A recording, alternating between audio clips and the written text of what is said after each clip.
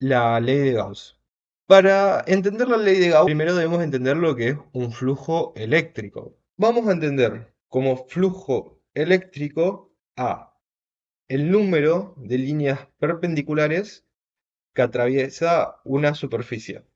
Es decir, acá tenemos una superficie que está perpendicular a la línea de campo eléctrico. Acá hay una carga fuente que genera un campo eléctrico y este campo eléctrico es perpendicular a la superficie. Entonces, el valor del flujo eléctrico va a estar dado por el producto de la magnitud del campo eléctrico por la magnitud del área. Es decir, el flujo eléctrico está relacionado con cuántas veces atraviesan estas líneas de campo eléctrico a la superficie. Ahora bien, ¿qué pasa si las líneas de campo eléctrico no atraviesan de manera perpendicular a la superficie, como es en este caso? Entonces, vamos a comenzar definiendo lo que es un vector área.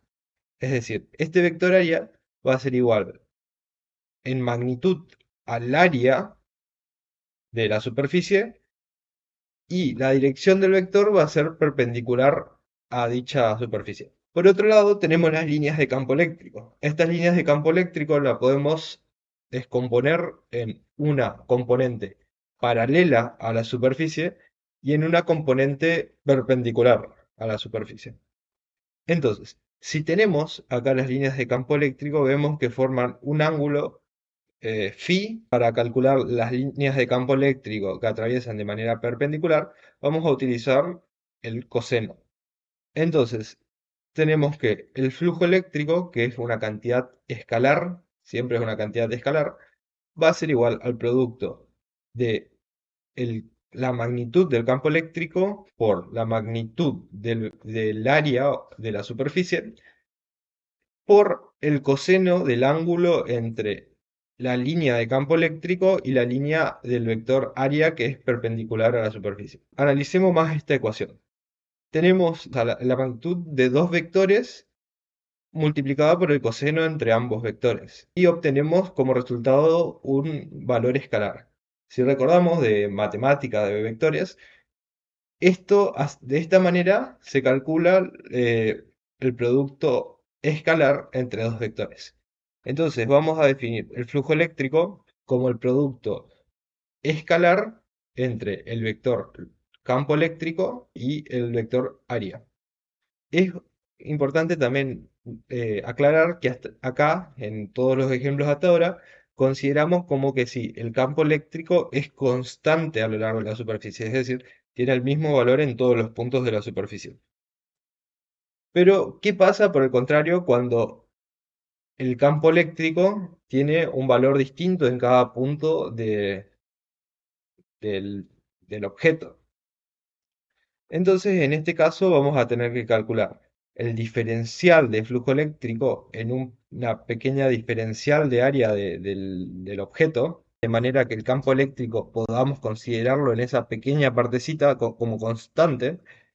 Entonces, si consideramos esa diferencial de área donde el campo eléctrico es constante en esa pequeña partecita, el diferencial de flujo eléctrico en ese punto va a estar dado por este producto escalar. Y entonces, si queremos conocer el valor del flujo eléctrico en toda la superficie, vamos a tener que sumarlo, que sabemos que si sumamos muchos diferenciales, estamos calculando una integral. Así, para un material o para un objeto en el cual el campo eléctrico no es constante a través de él, vamos a calcular el flujo eléctrico con esta integral. Sin embargo, esto capaz puede ser medio engorroso, medio complejo, pero vamos a ver una ley, que es la ley de Gauss, que nos va a permitir calcular el flujo eléctrico de manera muy sencilla para superficies cerradas. Pero, ¿qué es una superficie cerrada? Vamos a entender, intuitivamente ya podemos imaginarnos, una superficie cerrada es aquella que divide el espacio en una región exterior a la superficie y una región interior. Es decir, si tenemos una, no sé, como en este caso, una esfera, Entonces esta es una superficie cerrada porque tenemos el interior de la esfera y el exterior de la esfera. Y no es posible pasar del interior al exterior sin atravesar dicha superficie. Para estas clases de superficie, la superficie cerrada, podemos calcular el flujo eléctrico a través de ella de manera muy sencilla utilizando la ley de Gauss. Es interesante ver que, o sea, vamos a recordar que definimos al campo eléctrico como la relación de líneas de campo eléctrico que atraviesan una superficie. En este caso, que vamos a imaginar como que si esto es una superficie en 3D, una superficie cerrada. En este caso, todas las líneas de campo eléctrico que entran a la superficie van a salir nuevamente. Entonces, si calculamos el flujo eléctrico neto a través de esta superficie cerrada, vamos a obtener que el flujo eléctrico es cero.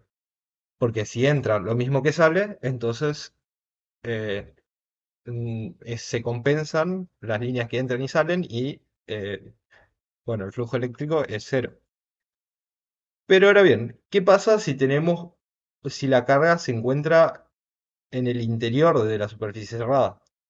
Entonces, en este caso, si tenemos una carga positiva, todas las líneas van a salir de la superficie cerrada. Y en este caso, sí va a tener un valor finito el flujo eléctrico. Y vamos a querer saber cuánto es.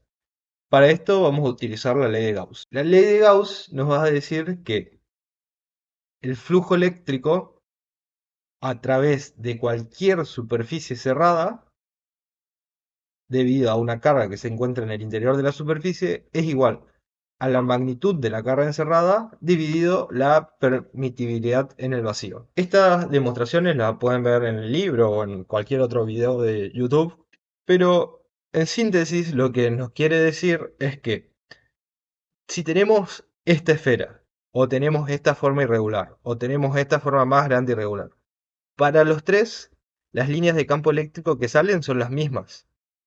Entonces, el flujo eléctrico únicamente depende de la carga encerrada, no depende del tamaño de la superficie.